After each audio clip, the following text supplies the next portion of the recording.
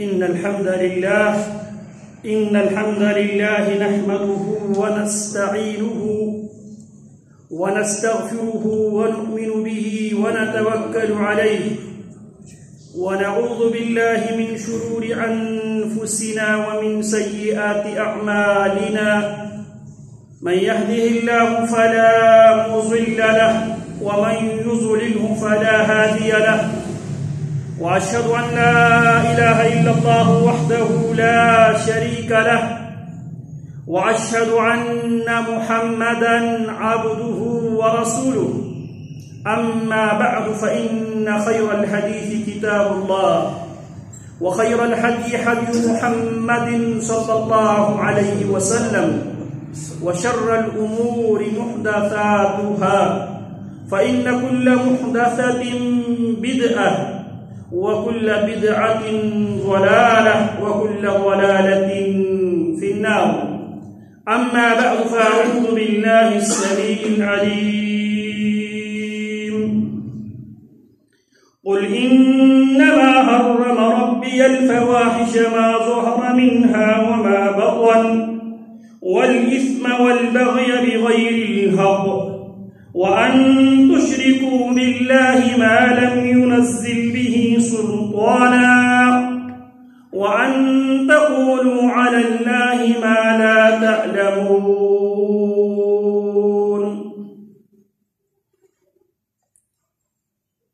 قرآن مجید فرقان حمید سورۃ الاعراف میں اللہ رب العالمین نبی اکرم صلی اللہ علیہ وسلم کو اللہ رب العالمین حکم دیتا ہے. آپ علیہ السلام کے بعد حضرات صحابہ کرام اس حکم کے مخاطبین ہیں. حضرات صحابہ کرام رضوان اللہ علیہم اجمعین سے لے کر قیامت قائم ہونے تک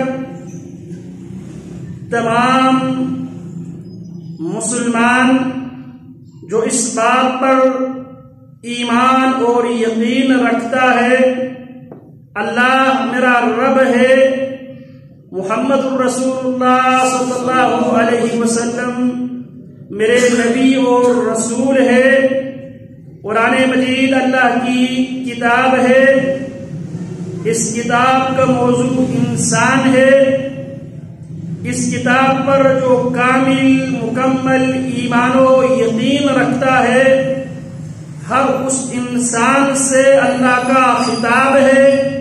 قل اے نبی آپ کہہ دے، قل اے قاری قرآن پر ایمان رکھنے والے انسان تو کائنات کے لوگوں سے کہہ انما حرم ربی الفواحش ما ظہر منها وما بطن، میرے رب نے انما حرم ربی الفواحش، میرے رب نے تمام قسم کی بے حیائی، فحشی اور یعنی میرے رب نے حرام قرار دیا ہے.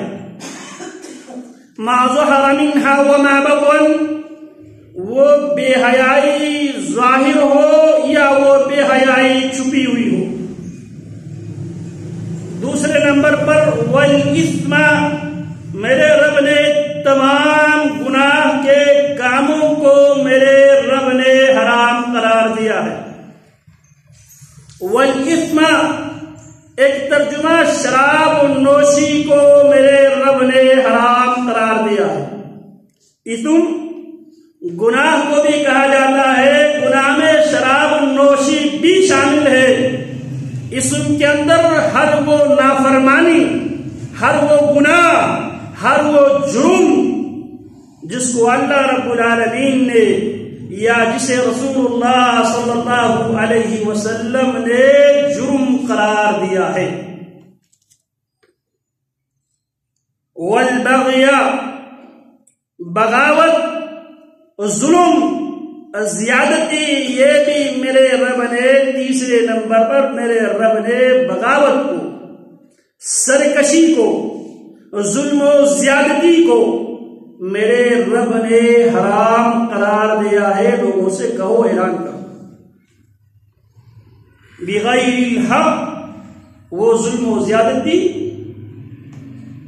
بغیر کسی حق کے، ناحق، وَأَن تُشْرِكُوا بِاللَّهِ مَا لَمْ يُنَزِّلْ بِهِ سُلْطَانًا، اور میرے رب کی طرف سے حرام کردہ امور میں سے شرک بھی ہے۔ وَأَن تُشْرِكُوا، کہ تم میرے رب کے شریک بناؤ، مَا لَمْ يُنَزِّلْ بِهِ سُلْطَانًا، جس کی شراکت داری کا میرے رب نے کوئی دلیل، کوئی سلطان، کوئی حجت، کوئی نشانی، کوئی آیت میرے رب نے اتاری ہی نہیں ہے۔ وَأَن تَقُولُوا عَلَى اللَّهِ مَا لَا تَعْلَمُونَ، آخر میں فرمایا وَأَن تَقُولُوا، اور یہ بھی میرے رب نے حرام قرار دیا ہے کہ تم کہو، عَلَى اللَّهِ، اللہ کے ذمے، ما، وہ باتیں، لا تعلمون، تم جانتے نہیں ہو۔ بہت سے احباب کے لیے یہ بات بہت نئی ہوگی۔ قول علی اللہ، اللہ پر بغیر کسی علم کے بات کرنا، یہ شرک سے بڑا گناہ ہے۔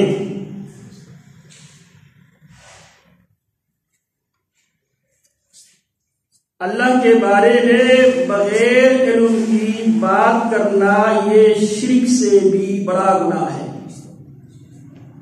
اللہ رب العالمین نے اس آیت میں، آیت کا آغاز چھوٹے جرائم سے آغاز کیا اور سب سے بڑے جرم پر آیت کا اختتام کیا۔ آیت کا آغاز انما حرم ربی الفواحش، اور یہ مقاصد شریعت 5 مقاصد کو حاصل کرنے کے لیے، 5 مقاصد دنیا پہ نافذ کرنے کے لیے اللہ کی شریعت آئی ہے، اور یہ 5 مقاصد ایک مسلمان کی نہیں، ایک مہذب سنجیدہ انسان کی ضرورت ہے۔ ہر انسان کی خواہش ہوتی ہے، جس قانون، جس آئین، جس دائرے میں میں کام کرتا ہوں، میرے قانون، میرے آئین، میرے نظام میں کسی قسم کی کوئی خرابی میرے لیے قابل قبول نہیں ہے۔ میرے قانون میں، میرے آئین میں، میرے نظام میں کسی قسم کی ایڈیشن، کسی قسم کا اضافہ میرے لیے ایکسیپٹیبل، قابل قبول نہیں ہے۔ آج بھی جو قانون اور آئین کے ساتھ کھیلتے ہیں، ہم مطالبہ کرتے ہیں جناب یہ آئین شکن ہے، اس نے آپ کے 73 کی آئین کو توڑا ہے، لہذا اس کو تختہ دار پہ لٹکایا جائے، اسے سولی پہ لٹکایا جائے۔ کیوں؟ اس نے ہمارے آئین کو اس نے توڑا ہے، آئین کی حرمت کو پامال کیا ہے، یہ آئین شکن ہے، اور آئین شکن کے اوپر آپ کے ملک کے اندر آرٹیکل 6 کے تحت غداری کا کیس کیا گیا، اور اس کے خلاف عدالتوں نے فیصلہ دیا اسے لٹکایا جائے، اور اس کی لاش کو لٹکایا جائے۔ کیوں؟ اس نے آئین کو توڑا ہے، اس نے نظام کی حرمت کو پامال کیا ہے، اس نے قانون کی تہذیب اس نے بکھیر کے رکھ دیا ہے۔ اللہ رب العالمین اس آیت میں سب سے پہلے مقاصد شریعت بھی 5 مقاصد کے لیے آئی ہے۔ پہلا مقصد وہ دین، وہ نظام، وہ قانون، وہ آئین، وہ دستور اس کی حفاظت کے لیے اللہ کی شریعت، دین اسلام، وہ قانون، وہ آئین، وہ نظام، وہ دستور، وہ ضابطۂ حیات ہے۔ وَمَن يَبْتَغِ غَيْرَ الْإِسْلَامِ فَلَن يُقْبَلَ مِنْهُ، جو قانون کے مقابلے میں، دین اسلام کے مقابلے میں کسی اور قانون کو، کسی اور نظام کو، کسی اور ضابطۂ حیات کو، کسی اور دستور و آئین کو جو تلاش کرے، جو قبول کرے، اس سے ہرگز قبول نہیں کیا جائے گا۔ ان الدین عند اللہ الاسلام، دین قانون کو بھی کہا جاتا ہے۔ سیدنا یوسف علیہ السلام کی سیرت قرآن مجید بیان کرتا ہے، اور بیان کرتے ہوئے قرآن مجید یہ کہتا ہے ما کان، یوسف علیہ السلام کے لیے یہ ممکن نہیں تھا ان یاخذ اخاہ فی دین الملک، جو مصر میں جو بادشاہ کا جو نظام تھا اس قانون کے روشنی میں جناب یوسف علیہ السلام اپنے بھائی کو روکنے کی جناب یوسف علیہ السلام کے اس قانون میں اجازت نہیں تھی۔ تو ان الدین عند اللہ الاسلام، جسے اللہ رب العالمین نے وَرَضِيتُ لَكُمُ الْإِسْلَامَ دِينًا، شریعت آئی ہے حفظ الدین، دین کی حفاظت کے لیے، پہلا مقصد۔ دوسرا مقصد حفظ العقل، انسانی عقل کی حفاظت کے لیے۔ ہر آدمی کی خواہش ہوتی ہے اور ہر آدمی کی کوشش ہوتی ہے کوئی ایسی چیز میں استعمال نہ کرو جس کو استعمال کرنے کی وجہ سے میری عقل خراب ہو جائے۔ انسان کو اللہ رب العالمین نے دیگر مخلوقات پر، انسانوں اور جنوں کو اللہ رب العالمین نے جو برتری دیا ہے وہ عقل کی بنیاد پر ہے، اور عقل ہی کی بنیاد پر، عقل ہی کی طاقت سے انسان بڑی بڑی چیزیں انسان بنا چکے ہیں۔ حفظ العقل، انسانی عقل کی حفاظت کے لیے شریعت آئی ہے۔ اسی لیے فرمایا وَالْإِثْمَ، اسم کا ایک ترجمہ کیا کیا تھا؟ شراب نوشی، یہ بھی میرے رب نے حرام قرار دیا ہے۔ حفظ النسل، ہر آدمی کی خواہش ہوتی ہے میری نسل میں ملاوٹ نہ ہو، میری نسل میں ملاوٹ نہ ہو۔ اسلام نے حفظ النسل، نسل کی حفاظت کو یقینی بنانے کے لیے زانی کے لیے رجم کی سزا، زانی کے لیے کوڑے کی سزا اللہ کی شریعت نے مقرر کی ہے، اور شرابی کے لیے حفظ العقل، عقل کی حفاظت کو یقینی بنانے کے لیے تمام نشہ آور چیزوں کو میرے رب نے حرام قرار دیا ہے، اور جو نشہ آور چیز استعمال کرے گا اسے میرے رب کی شریعت میں سزا ہے۔ شرابی کے لیے اللہ کی شریعت میں سزا ہے، اور دین کے ساتھ کھیلنے والے کے لیے اللہ کی شریعت میں سزا ہے۔ جو مرتد ہے، مرتد کی سزا من بدل دینہ فاقتلوہ، جو اپنے دین کو تبدیل کرے اسے قتل کر دو۔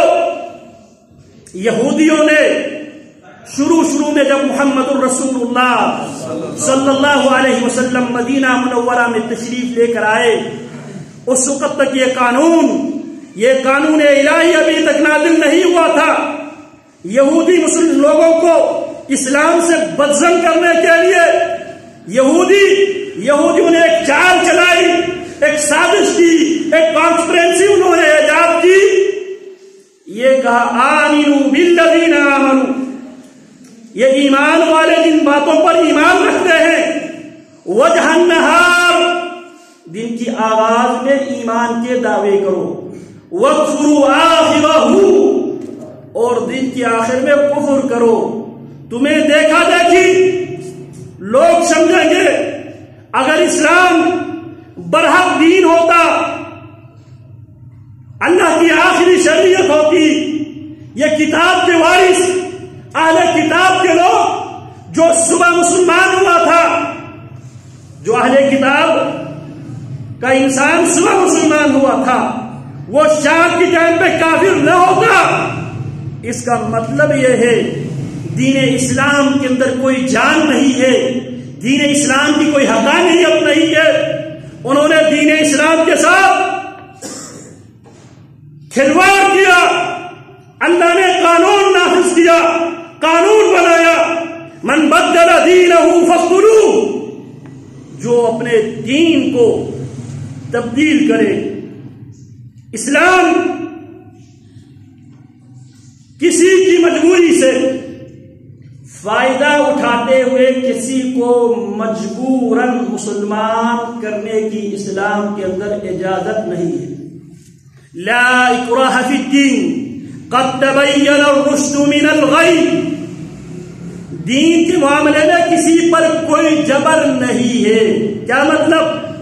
کسی کافر کے سر پہ تلوار رکھ کر تلوار کے زور پر اسے مجبور نہیں کیا جائے گا تو دائرہ اسلام میں داخل ہو جا. لیکن دائرہ اسلام میں داخل ہونے کے بعد اس پر اسلامی قانون کا نفاذ ہوگا. کسی کافر کے سر پہ تلوار رکھ کے گن پوائنٹ پہ اسے اسلام میں داخل ہونے پر مجبور نہیں کیا جائے گا. اس کی اللہ کی شریعت میں اجازت نہیں ہے. لیکن کوئی داخل ہو جائے اس پر پابندی ہے، اس پر سختی ہے، اسے دین کے ساتھ کھیلنے نہیں دیا جائے گا. اسی لیے مرتد کی سزا کیا ہے؟ قتل، اسے قتل کر دیا جائے گا. حفظ الدین، دین کی حفاظت کو یقینی بنانے کے لیے اللہ کی شریعت میں مرتد کی سزا قتل. حفظ العقل، انسانی عقل کی حفاظت کو یقینی بنانے کے لیے تمام نشاور چیزیں حرام ہے، اور نشاور چیز جو استعمال کرے گا اگر شریعت نافذ ہو اس پر سزا ہوگی، اسے کوڑا مارا جائے گا. حفظ النسل، انسانی نسل کی حفاظت بھی شریعت کے اولین ترجیحات میں سے ہے. جو کسی کی نسل کو خراب کرنے کی کوشش کرے گا، جو زناکاری کا مرتکب ہوگا، اگر وہ شادی شدہ ہے اسے پتھر مار مار کر سنگسار کیا جائے گا، قتل کیا جائے گا.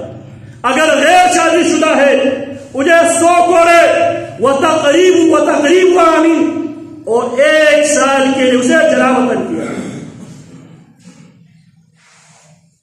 کتنی باتیں ہوئی؟ حفظ الدین، حفظ العقل.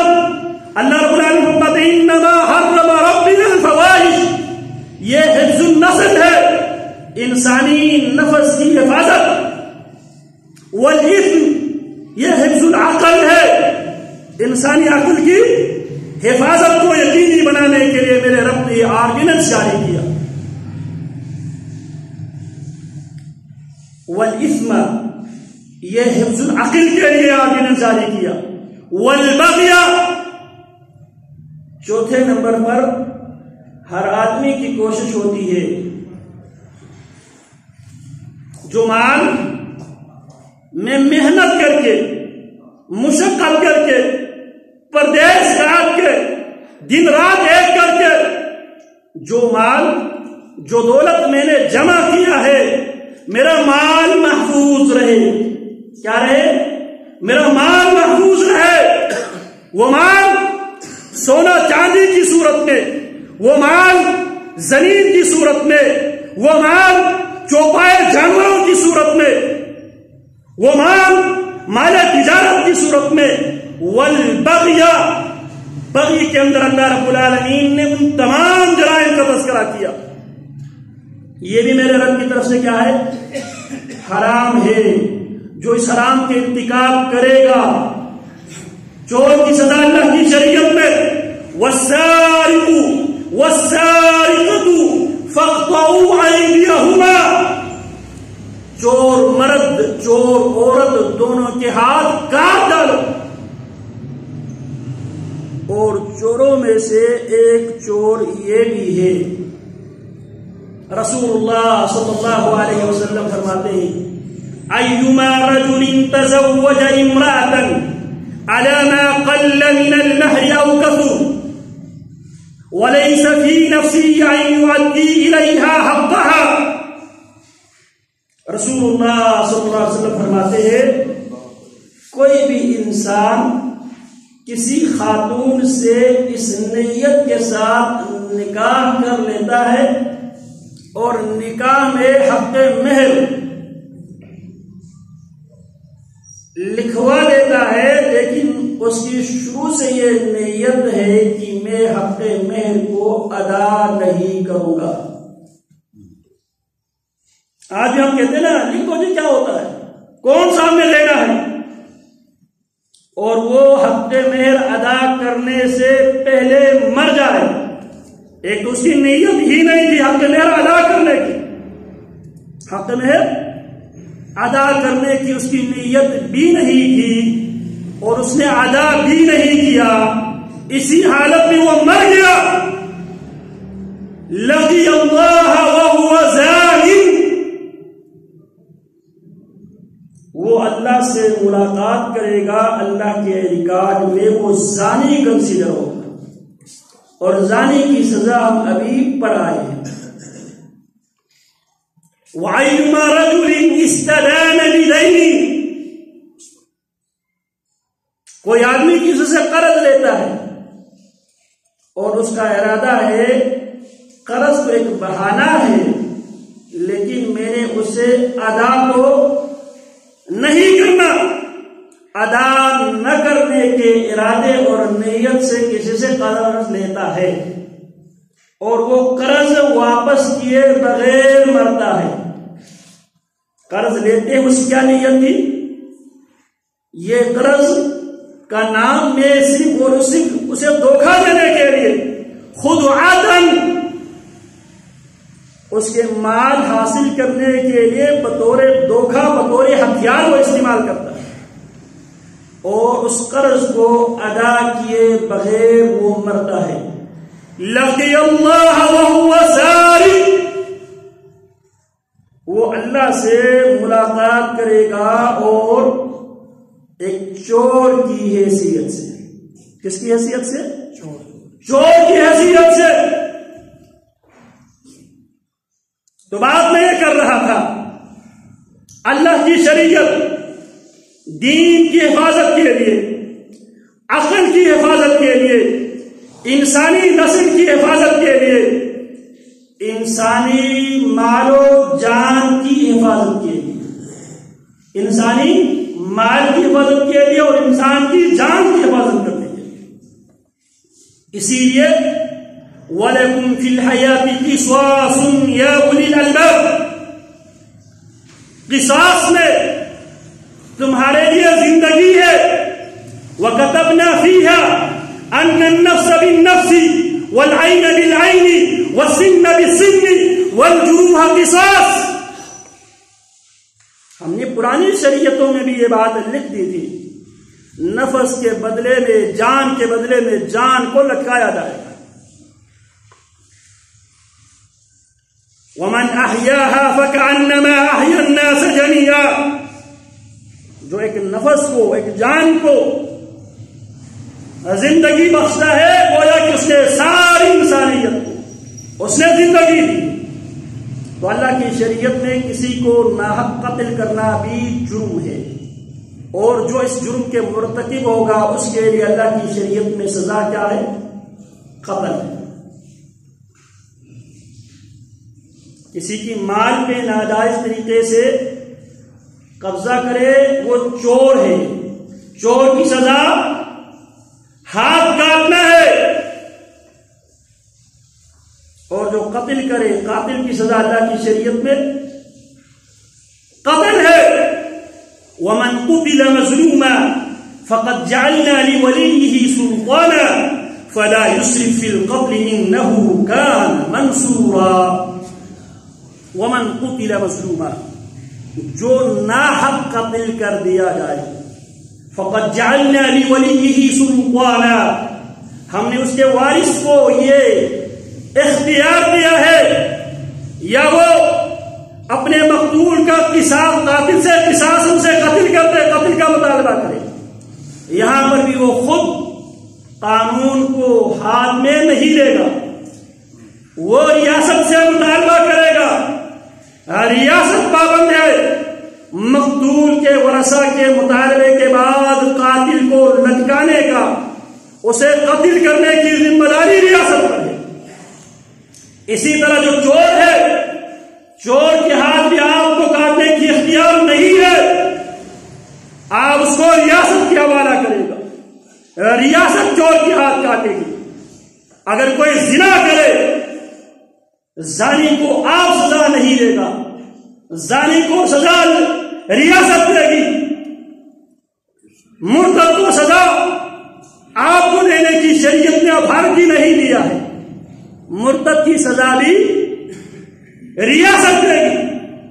کسی کو قانون ہاتھ لینے کی اللہ کی شریعت میں اجازت نہیں ہے، لیکن ریاست کو اللہ کی شریعت پابند کرتی ہے۔ وہ مقتول کے قاتل کو قصاصاً قتل کرنے کا اللہ پابند کرتا ہے ریاست کو۔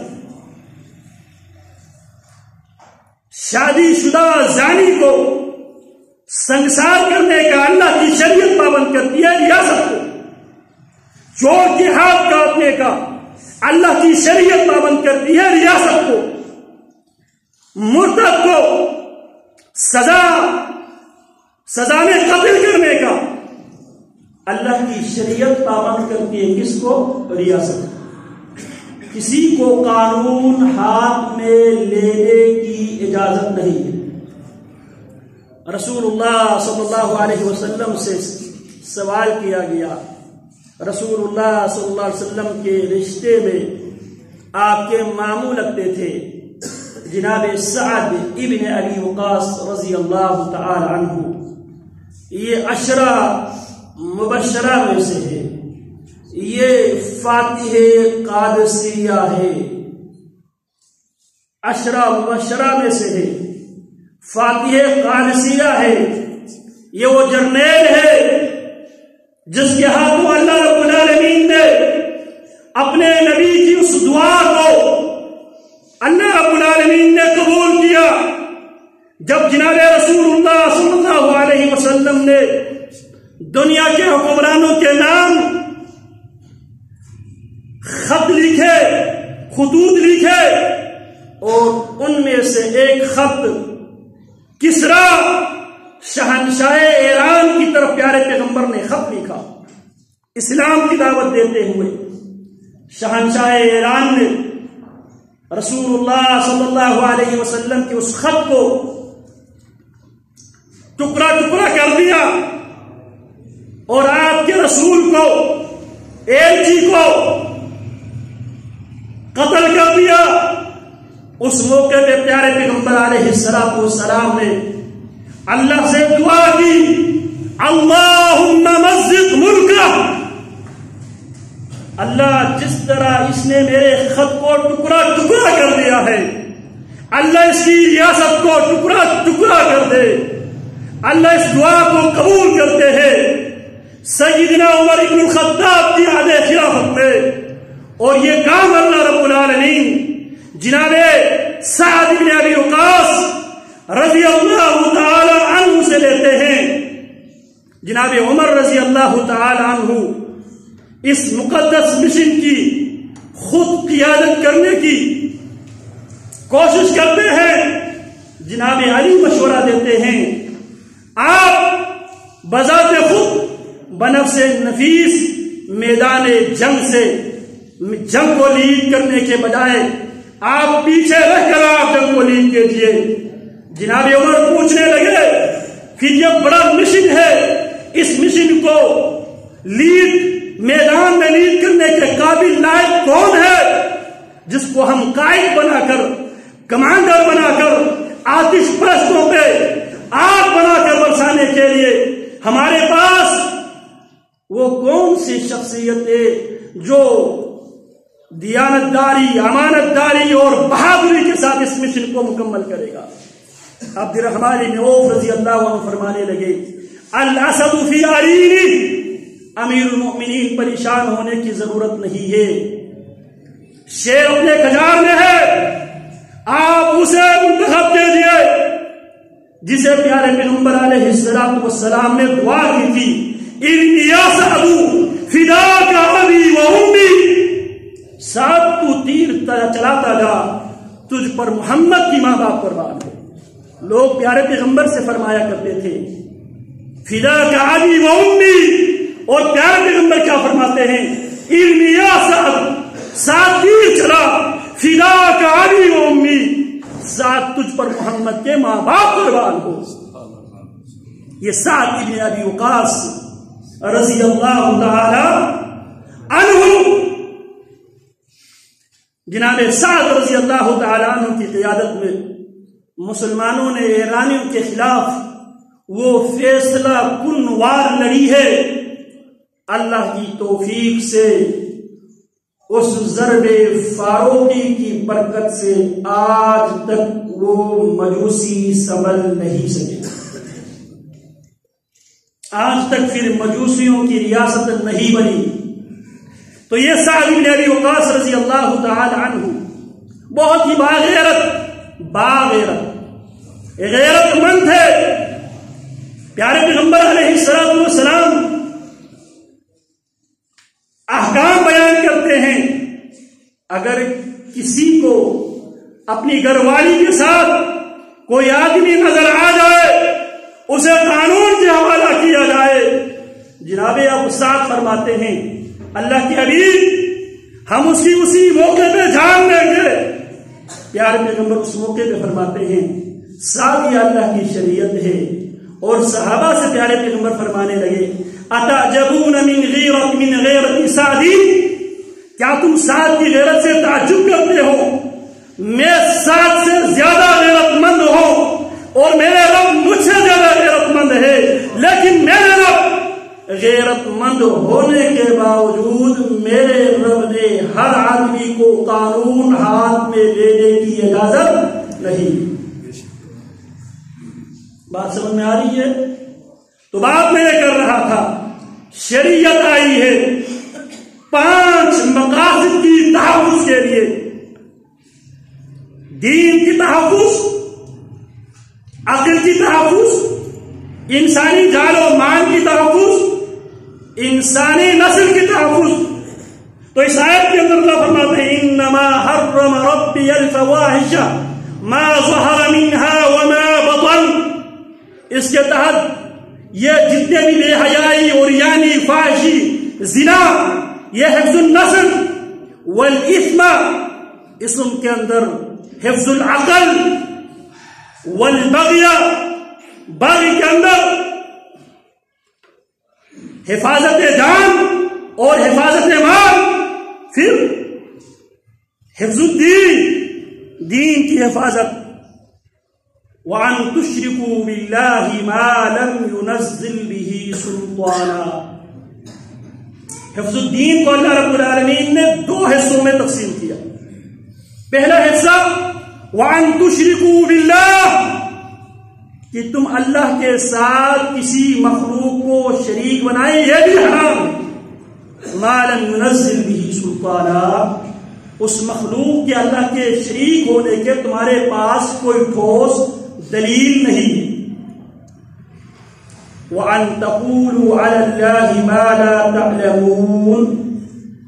دوسرا حصہ جو شرک کی ماں ہے, شرک سے بڑا گناہ ہے اور شرک کی ماں ہے, وَأَن تَقُولُوا عَلَى اللَّهِ مَا لَا تَعْلَمُونَ، اللہ کے ذمے وہ بات نہ کرو جو تم نہیں جانتے۔ اللہ رب العالمین نے چھوٹے گناہ سے آیت کا آغاز کیا اور سب سے بڑے گناہ پہ آیت کا اختتام کیا۔ تو اللہ رب العالمین پر بغیر علم کی بات کرنا یہ شرک سے بڑا گناہ ہے، شرک سے بڑا گناہ ہے۔ موضوع ہمارا یہ چل رہا تھا فتنہ تکفیر، مسلمانوں کو کافر بنانے کا فتنہ۔ امام الہند ابو الکلام آزاد رحمت اللہ علیہ فرمایا کرتے تھے، آج ہم مسلمان ہیں کافروں کی مہربانی سے۔ آج دنیا میں جتنے بھی مسلمان ہیں وہ مسلمان ہیں کافروں کی مہربانی سے۔ اگر ہم مسلمانوں کی نگاہ سے دیکھا جائے کوئی بھی مسلمان آباد یہ سب کافر ہے۔ کیا خیال ہے؟ ہم مسلمان ہیں کافروں کی مہربانی سے۔ کافر علی مسلمان سمجھتے ہیں، مسلمان کہتے ہیں، جبکہ ہم مسلمان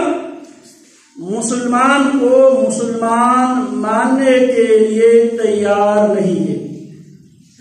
میرے علاوہ باقی سب کافر ہیں، یہ میرا بھی بیانیہ ہے اور یہ ہر فرقے کا بیانیہ یہی ہے۔ یہ گستاخ ہے، اپنے خود ساختہ محبت کے اصول اور اس اصول کے مطابق جو بھی نہیں اترے گا اس پر یہ فٹ سے یہ فتویٰ لگاتے ہیں گستاخ رسول ہے۔ اور گستاخ رسول کی سزا کیا ہے؟ گستاخ رسول کی ایک ہی سزا، سرطن سے جدا۔ دوسرے فریق کہتے ہیں تو مشرک بدعتی کافر ہے، دائرہ اسلام سے خارج، اور وہ اس کے اوپر وہ احکامات لگاتے ہیں جی یہ مشرک ہے،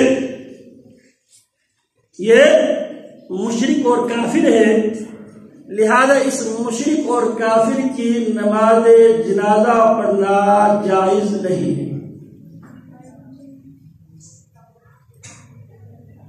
ہر طرف فتوے ہی فتوے ہمیں دکھائی دیتے ہیں۔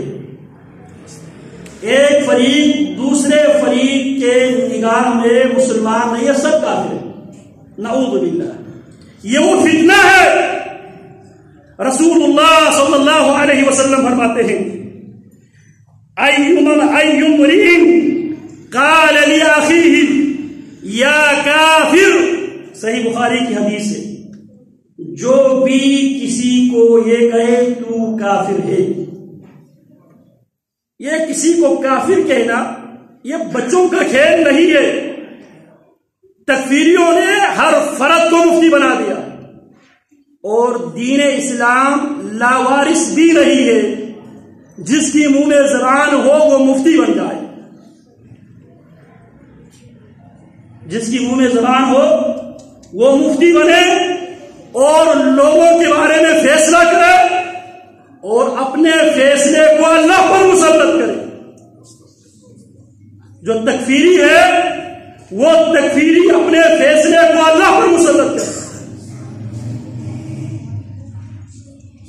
اور یہ اللہ پر بغیر علم کی بات کرنا ہے۔ وَأَن تَقُولُوا عَلَى اللَّهِ مَا لَا تَعْلَمُونَ۔ ایمان کے لیے 3 شرطیں ہیں، اقرار باللسان، تصدیق بالقلب، عمل بالجوارح۔ زبان سے اقرار، دل سے تصدیق اور جوارح کے ساتھ عمل۔ الایمان یزید وینقص، یزید مع الطاعہ وینقص مع المعصیہ۔ ایمان اطاعت والے کاموں سے ایمان میں اضافہ ہوتا ہے اور معصیت سے ایمان میں کمی ہوتی ہے۔ تو دل کا حال ہے، کیا خیال ہے جو کفر کے فتوے لگانے والے کیا وہ دل کے حال جانتا ہے؟ کیا اللہ کی ریکارڈ میں وہ کافر ہے؟ رسول اللہ صلی اللہ علیہ وسلم کے زمانے میں، آپ علیہ السلام کے زمانے میں 2 بار یہ واقعہ رونما ہوئے۔ ایک جنگ میں اللہ رب العالمین نبی علیہ السلام نے خالد بن الولید رضی اللہ تعالیٰ عنہ کو امیر مقرر کیا، وہ چلے گئے۔ وہ لوگ آپ نبی علیہ السلام دین اسلام کے بارے میں کافروں نے یہ مشہور کیا تھا یہ سوابئی ہے، بے دین ہے۔ جب خالد بن الولید اس علاقے میں پہنچے، لوگ کہنے لگے صبعنا صبعنا، ہم سوابی بنے، ہم سوابی بنے۔ کیوں؟ کافروں نے کیا کہا تھا؟ یہ سوابئی ہے، بے دین ہے۔ کیوں؟ کیونکہ نہ یہ یہودیت پر ہے، نہ دین عیسائیت پر ہے، نہ مشرکین مکہ کے دین پر ہے، نہ دین مجوسیت پر ہے، لہذا وہ کہتے تھے سوابی۔ تو وہ لوگ کہنے لگے صبعنا صبعنا۔ خالد بن الولید رضی اللہ تعالی عنہ ان کے یہ بات سمجھنے سے قاصر ہوئے، انہوں نے کارروائی کی۔ کارروائی کرنے کے بعد ان کو قتل کر دیتے ہیں۔ رسول اللہ تک جب یہ رپورٹ پہنچتی ہے، پیارے پیغمبر کیا فرماتے ہیں؟ اللہم انی ابرأ الیک بما فعل خالد،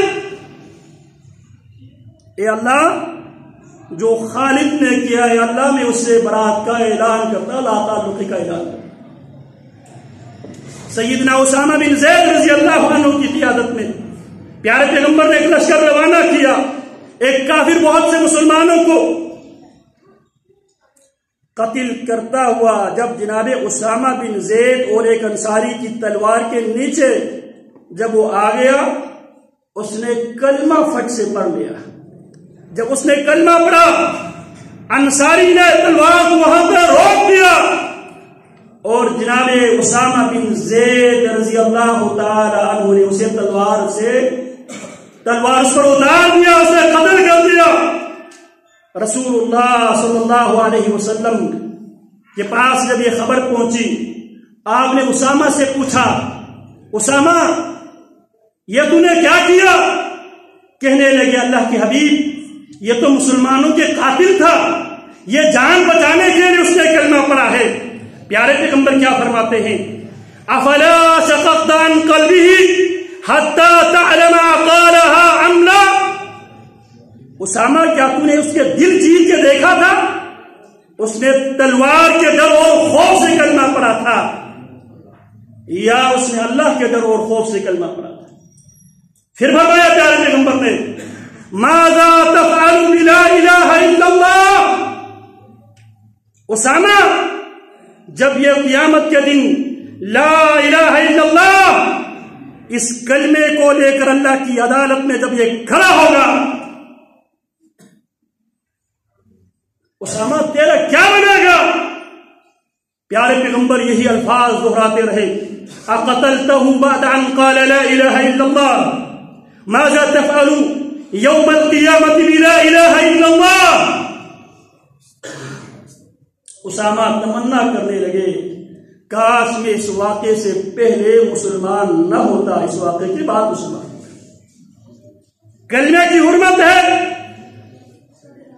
رسول اللہ فرماتے ہیں من قال لأخیہ یا کافر، جو کسی کو کافر کہتا ہے، اگر اللہ کی ریکارڈ کے مطابق وہ کافر ہے تو کافر ہوگا، اگر وہ کافر نہیں ہے اللہ کی ریکارڈ میں وہ کافر نہیں ہے تو فٹ بال جب آپ دیوار پہ مارے گا وہ بال پلٹ کر آپ کے اوپر پڑے گا۔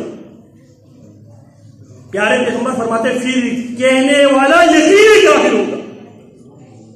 ہم نے اس خطبے کو کھلونا سمجھا ہوا ہے، یہ جو تکفیری اپنے علاوہ کسی کو مسلمان ہی نہیں سمجھتے۔ جناب علی رضی اللہ تعالیٰ عنہ کو خوارج کافر کہتے تھے، خوارج جناب علی کو کافر کہتے تھے، لیکن جواب میرے علی نے کافر نہیں کہا۔ پوچھا گیا اکفار ہم، کیا یہ کافر ہے؟ فرمانے لگے من الکفر فروا، کفر سے تو بھاگے ہوئے ہیں۔ اہم منافقون، کیا یہ منافق ہے؟ فرمانے لگے ان المنافقین لا یذکرون